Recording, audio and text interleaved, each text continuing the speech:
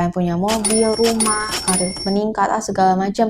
Tapi kita ragu, oh emang gue bisa ya sampai ke situ. Ada yang bilang usia 20-an seperti musim semi, karena ini periode eksploratif. Alexandro Ruby dalam bukunya menyebutkan, musim 20-an adalah masa yang tepat untuk memaksimalkan potensi, membangun kompetensi, skill, pengalaman, dan networking. Tapi kenapa kadang segalanya justru memusingkan ya? Misal kita merasa lagi baik-baik aja, biasa aja gitu, tapi nggak ada pergerakan berarti dalam hidup sehingga kita mulai mempertanyakan, hidup ini mau ke arah mana? Merasa pengen melakukan suatu gebrakan tapi entah mulai dari mana. Di sisi lain kita melihat sekitar dan merasa takut ketinggalan dan mulai mempertanyakan, siapa sih diri kita sebenarnya? Kalau kamu pernah merasa seperti ini, kamu nggak sendirian. Psikolog Jeffrey Arnett menyebut usia 18-29 tahun sebagai emerging adulthood, sebuah fase peralihan dari masa remaja akhir ke masa dewasa. Hal ini ditandai dengan meningkatnya tekanan dari lingkungan yang menciptakan ketegangan emosional. Bentuknya berupa perasaan terjebak, takut gagal, tidak mampu, ragu akan kemampuan diri sendiri. Dari sinilah muncul istilah quarter life crisis. Survei Global LinkedIn menunjukkan 75% orang usia 25-33 tahun pernah mengalami quarter life crisis.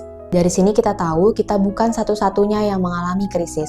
Hampir semua generasi muda mengalami fase ini. Penyebabnya itu ada dari segi internal dan eksternal. Salah dua hal dari faktor internalnya, feeling in between and the edge of possibility. Feeling in between tuh ketika kita merasa dewasa, tapi kita sebenarnya belum mencapai kedewasaan.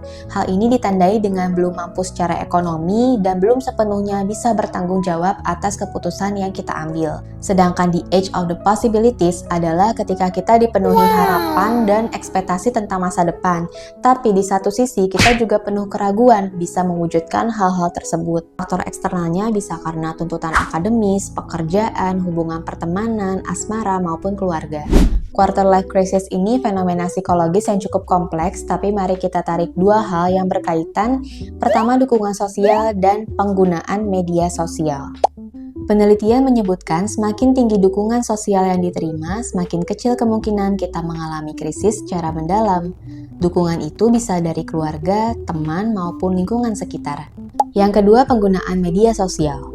Semakin sering kita main medsos, semakin tinggi kecenderungan untuk membandingkan hidup kita dengan orang lain, terutama dalam bidang pencapaian dan kesuksesan. Perbandingan ini bisa memicu stres dan perasaan tidak puas terhadap diri sendiri, yang ujungnya memperparah quarter life crisis.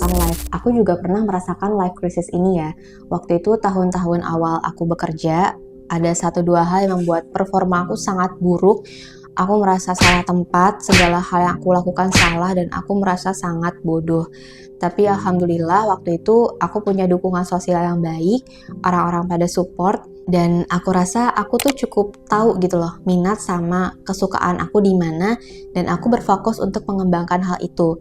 Yang aku katakan pada diri sendiri, oh mungkin gue jelek di sini, gak bagus dalam hal ini, kurang pandai dalam hal ini, tapi aku bisa unggul dalam hal lain. Karena kalau kita udah tahu apa sih kesukaan kita, minatnya, ketika mengerjakannya itu bikin kita merasa lebih percaya diri, menguasai bidang tersebut, dan self-esteem kita naik.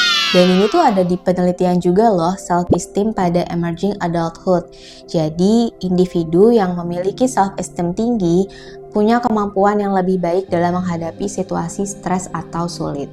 Self-esteem itu penilaian pribadi individu tentang dirinya sendiri. Jadi kalau kamu punya self-esteem yang tinggi, kamu bisa menerima dan menghargai diri kamu dengan cukup, tanpa melebih-lebihkannya juga. Tapi aku belum ke tahap self-esteem tinggi gitu sih, aku juga up and downs ya. Pokoknya dinikmati aja lah. Jadi apa sih yang bisa kita upayakan untuk mengurangi dampak quarter life crisis ini? Yang pertama, menyadari bahwa kamu tidak sendirian.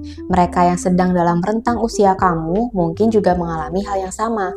Kedua, menemukan lingkaran yang dapat memberikanmu dukungan sosial. Kalau nggak dari keluarga, teman, atau pasangan, bisa juga cari komunitas yang punya minat dan hobi seperti kamu. Ketiga, mengelola rasa takut. Aku pernah nonton videonya Quraish Shihab. Beliau menyebutkan bahwa rasa takut itu bermanfaat untuk menjaga kita supaya bersikap lebih hati-hati dan terhindar dari kecerobohan. Tapi jangan pula terlalu membesarkan rasa takut itu. Keempat, lebih bijak bermedia sosial.